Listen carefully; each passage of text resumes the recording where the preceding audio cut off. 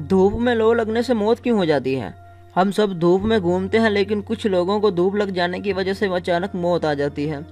हमारे जिस्म का दर्जा हरारत हमेशा 37 डिग्री सेंटीग्रेड होता है और इस दर्जा हरारत पर ही हमारे जिस्म के तमाम अज़ा सही तरीके से काम कर पाते हैं। पसीने के तौर पर पानी बाहर निकालकर जिस्म 37 सेंटीग्रेड दर्जा हरारत बरकरार रखता है। मुसलसल पसीना निकलते वक्त पानी पीते रहना इंतहाई मुफीद और ज़रूरी है। इसके अलावा भी पानी बहुत कारआमद है।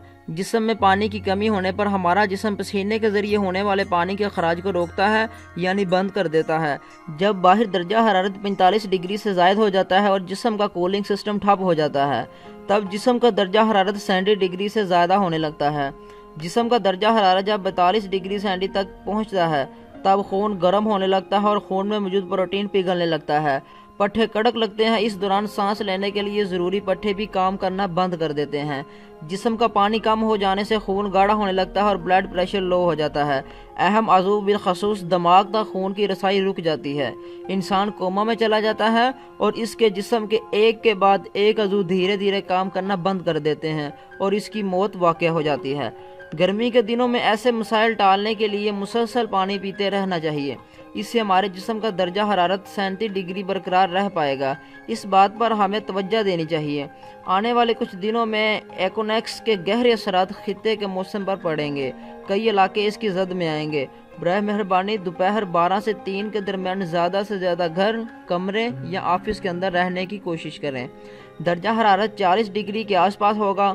मौसम की ये सख्ती जिस्म में पानी की कमी और लो लगने वाली सूरत हाल पैदा करेगी।